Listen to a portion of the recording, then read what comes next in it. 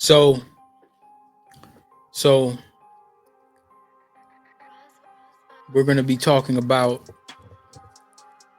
some of the other little, things that was going on.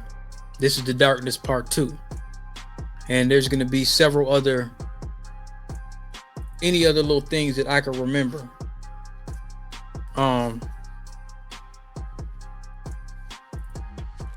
there was a situation that happened. Remember, I was talking about into the prequel, where I was talking about how like things kept kind of going back to back. I believe that this was '05. Believe this was '05. And I texted one of my guys for permission to tell y'all this story. And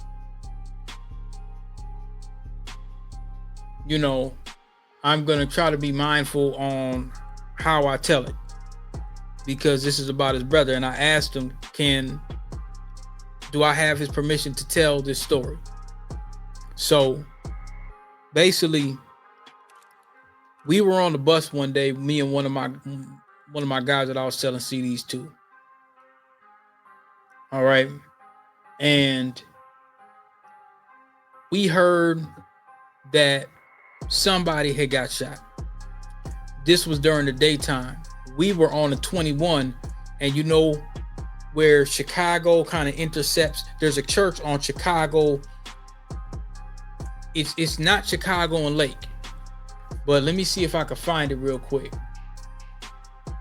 So it's on East Lake Street. So I'm gonna try to find it and show you guys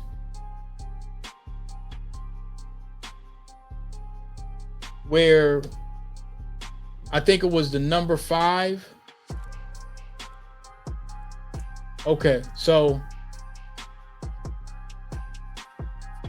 all right, so now this is East Lake. I actually knew a girl that worked there. I won't get into that though. But now I'm gonna go all the way up to Chicago and Lake, right? I'm gonna go all the way up to Chicago and Lake. Actually, that's going back the other direction. So we're gonna go all the way up to Chicago and Lake. I just want y'all to see where, come on, it's taking a long time. I just kind of want y'all to see where things was at. Now, just keep in mind, and this tells you, now this shows you right here, this 2019. So I just want y'all to see this was in 2019, Chicago and Lake. I never really like going to that liquor store. This has always been, this place right here, they used to have the driver's license. You could still have the driver's license.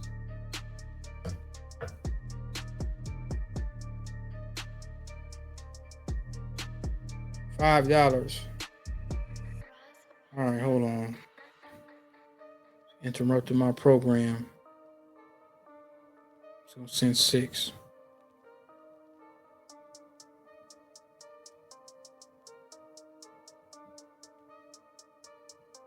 All right. So this is I remember this area used to be a lot of stuff going on, right? This hotel is fairly new. This building has been around for a while. I actually would have thought about trying to move in there at one point in time, because they got like apartment buildings and stuff like that. But now that's been there a while. This is new. This is brand new. Matter of fact, I'm trying to remember what this used to be. But this right here is brand new. I've never been in there before. I haven't been. I'm going to take y'all on a South Side trip one of these days. But now the 5 runs on Chicago. So it goes all the way over there, and then you eventually get to the north side. All right, so look. Now, when you go back down here, this is where I'm talking about, where we were at, where we found we found out what happened. So now this is showing 2007, which is kind of around the time. So I think, I don't know what bus we were on, but it seemed like to me we were on a bus that takes us to 31st, but I don't remember a bus taking you to 31st. It usually, the number 5 comes off here, but it seemed like to me we was on the 21 and then we jumped on the 5. So maybe we were on the 5 and we were on like 34th or whatever the case may be, but we were coming down. I think we were coming down this way. And then somehow, I don't know, I just remember being around here or whatever the case may be. But we heard some girl talk. Oh, she was snapping. She was on the bus. She must have knew him. So she was talking. They killed Lil Ant. You see what I'm saying? We were literally in the vicinity where it happened. Now, they say that it happened somewhere around Portland or something like that. I don't know. But to my knowledge, it was in broad daylight. You see what I'm saying? So now we go back. Now this whole area down here and everything, that's like the 30s, right? So we go back on Clinton. You see what I'm saying? Because that's where I used to be at a lot of times. That was almost like a second home. Clinton Avenue was like a second home. 33rd, I believe. I was there. I was there, if not every day. You know, that was like, you know, because that's where my homie that I was close to, that's where he stayed. So now, you know, so I'm in the hood every day. Every day. If not every day, every other day. Because that's where he lived at. And a lot of times when I used to sell CDs to some of my homies, that they wouldn't come over there. They wasn't coming over there at all. So I got to meet some people over there. I met a lot of members over there too, quite a few, because that's where that's where he always lived. He always lived over there. So that was a new neighborhood that I was introduced to. I had no reason to go over there in that neighborhood if I didn't know nobody, unless you meet up with a woman or whatever the case may be. So now, but anyway, we kind of are hearing some girl snap on the phone. I think we were on the 5. And I think my guy got a call. So that whole day, it was like a somber day. We're over there. And so, you know, my guy that gave me the permission to tell this story, you know, I guess he had talked to him on the phone, and he was kind of telling him, you know, don't, you know, like kind of stay in the house or something like that, you know, because he was upset about his brother. And we're hearing more information from people around in the area. People are talking about it in the neighborhood. You see what I'm saying? Now, this area that it happened on, I think it was close to Franklin. So it didn't happen, to my knowledge, it did not happen in the area that we frequented. You see what I'm saying? But that's just what I'm saying to you is, and this, I think what I'm going to do, I'm not going to break down a whole bunch of stories of this. I'm going to try to compact a lot of this stuff. As I was saying, this one dude I went to school with, and I heard there's something that he had got unalive too. You know, hopefully it wasn't him. You see what I'm saying? But I heard that it was him. Now, that dude used to be in a different neighborhood. The neighborhood back going towards this direction. And if you keep going down here on Franklin. So now we're going back towards Chicago Avenue. I'm just trying to show y'all where we used to kind of hustle at and stuff like that, and where all my stomping grounds was, because we was moving around.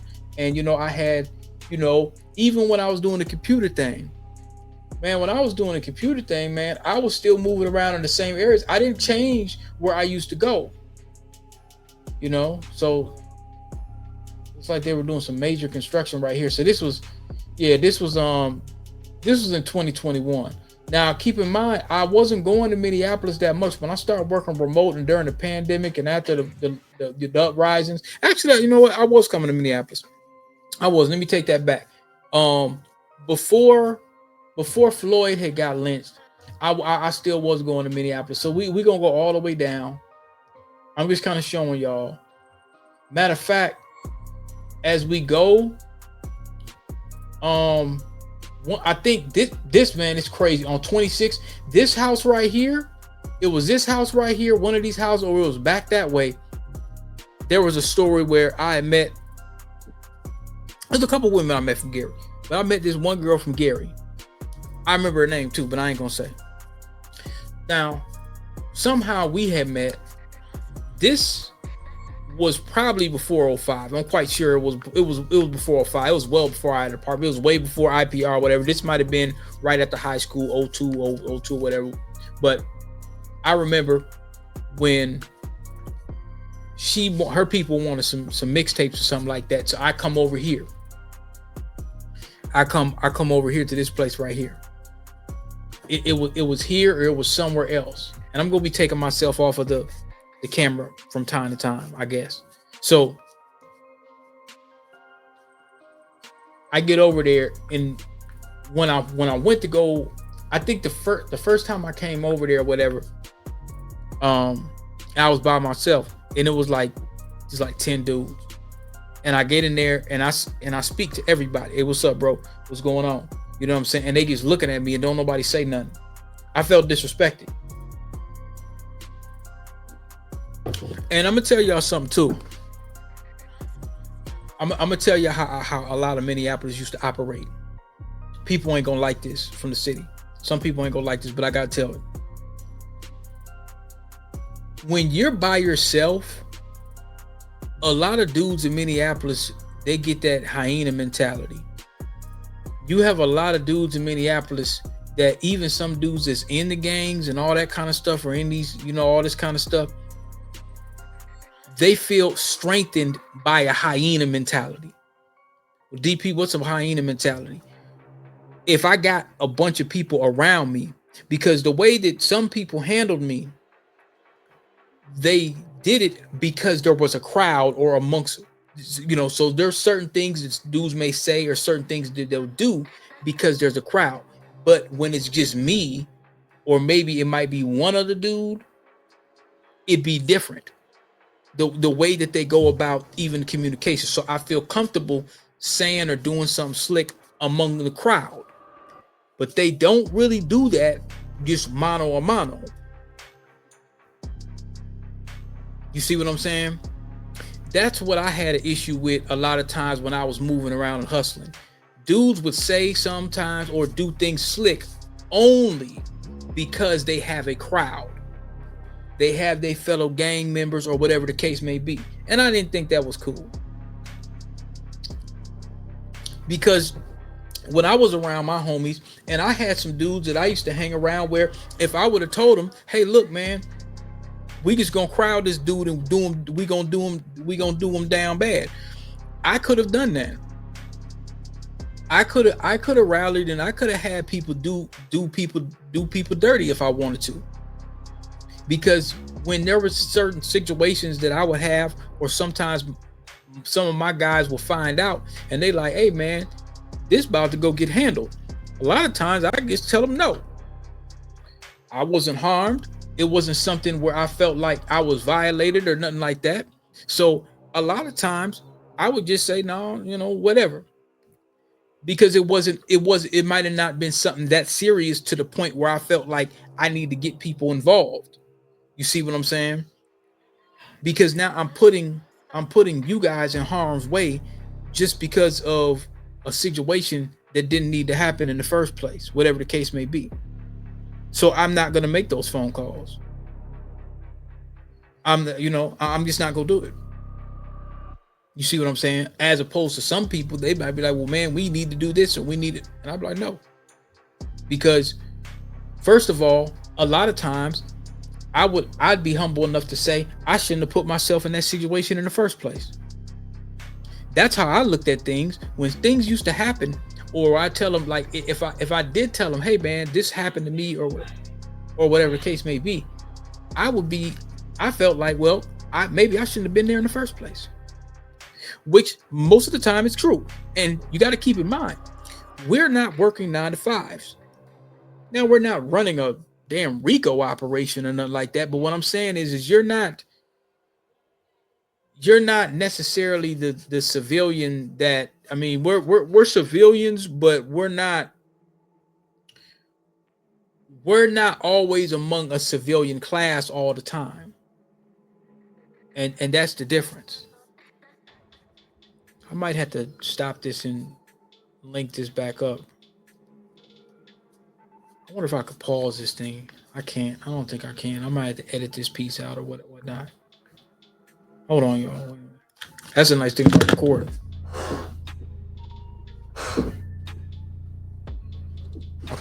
All right, I had to go back into this little thing. If I get interrupted again, I'm gonna be editing. It's a bunch of shit going on. So yeah, I just came in the house. I just came in the house because I was working on looking at my old school. I ain't started in a very, very long time, and so I got to get some stuff done to it, and I got to get it moved. I'm gonna try to. It's too much damn light.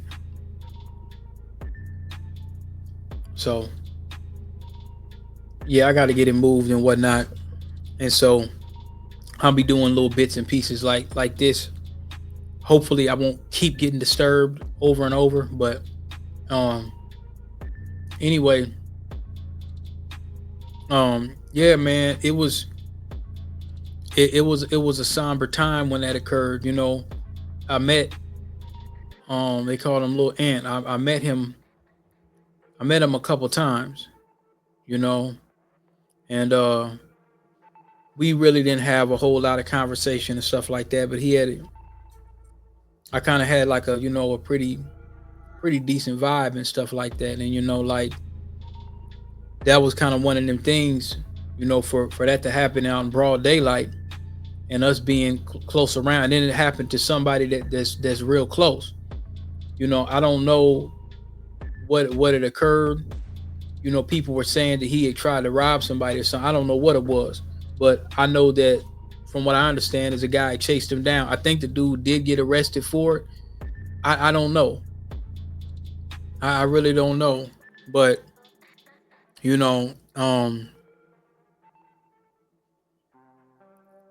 don't remember a whole lot about what happened afterwards.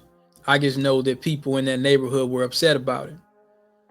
And, he had a lot of people that had loved him, that was in the neighborhood. But it just goes to show, that environment. And, when you out and about, these things happen. These things was happening on almost a regular basis to people we knew or knew of. And so, like I say, we weren't at that time. We weren't always working 9 to 5s. I maybe work a little dead end job here and there, and then but your hustle determines how much you want to hustle. You might make a cut 300. You might make 400 one day. You might make 200. You might make, it depending on whatever you do. But we would have made a whole lot more if we were selling dope. It's just that's not something we wanted to do. Now, dope deals going bad and all kind of stuff like that, and selling on different people's blocks and people having issues over that. That was even more dangerous. But a lot of the customer base, that's who it was. It was dudes out there selling weed and work and everything else. You know what I'm saying? And they want to listen to music. Some of them, they would be like us. They'd be on the bus and they listen to stuff on their CD player. You see what I'm saying? People wasn't really listening to MP3s really that much. I mean, eventually people was, but they was listening to the CD. They want the CD because at one point you used to be able to buy a CD and listen to the whole CD, or they want a mixtape, or they want a mixtape with like 50 Cent or like Lil Wayne, I Can't Feel My Face kind of stuff. Like that's what people really wanted. And Lil Wayne Squad Up, that was a big thing. They always wanted Lil Wayne. They always wanted Lil Wayne mixtape Squad Up. And they knew Wayne and them, they knew the people was, selling the mixtapes on the street. They didn't care. Them gangster grills and DJ dramas and whatever like that. I'm gonna do one on that too. But people was listening to that Trap or Die Jeezy more than anything. People was listening to that Trap or Die Jeezy probably more than when his album came out and went like platinum or double platinum. But folks was listening to Trap or Die. Even to this day, folks will listen. Trap or Die is the quintessential mixtape of Minneapolis. Trap or Die and Lil Boosie and Webby. That's what dudes was listening to. And Guap. They was listening to that. So that was kind of the soundtrack of the streets around that time. And then you had the underground groups like Foreign Exchange, Little Brother, Knife Wonder, and stuff like that. People was still listening to that. People was listening to Jay-Z, Blueprint here and there. But dudes wanted that. People was listening to that Twister Kamikaze. They was still listening to Speed Down Mobsters and Mob Stability. That was still something the dudes would be bumping. You could catch people listening to that, but people was listening heavily. Wayne, so that's kind of what, and then, the R&B. The R&B. Once I started getting the R&B catalog and stuff, that's when I really, really started, doing, but, yeah, that's one of the situations that I could say, part of the darkness part of stuff that we saw, when we was kind of out there, because there's no separation. What I'm saying is when you're out in the street selling things, there's no separation from what's going on in the hood. There's none, because you may not be intricately involved in what is going on a personal level, but most of the people I think in Minneapolis, for the most part, they can say, okay, these guys, they just doing mixtape, and they ain't really think too much of it. I don't know if people thought that they would be able to, if they figured they'd be able to rob us, or thinking that they could or get away with it. Some people probably thought that they might be able to. The position we kind of took for that, we really didn't have that issue. I don't think people really cared. I don't think people minded. They probably didn't think we was really making that money. A lot of people used to laugh at us when we used to have our backpacks, like, oh, he's backpacks, because we was the only ones with backpacks, really. We was the only ones really with backpacks. We had backpacks on, and folks would look at us like, man, what are they doing? Like, people really did. Now, eventually they caught on, and folks even some of the D-boys was kind of like, well, damn, are y'all really making something out of this? Are y'all really grinding? Like, because they just thought we had, backpacks. Police didn't buy, nobody really cared. They just kind of look at who these niggas with backpacks on. What the hell what they doing? They knew that we weren't selling drugs. Everybody knew that. But the whole backpack thing just kind of threw people off. They were like, what the fuck? School's over. Why these niggas got backpacks on? You know what I'm saying? So that was kind of the general consensus.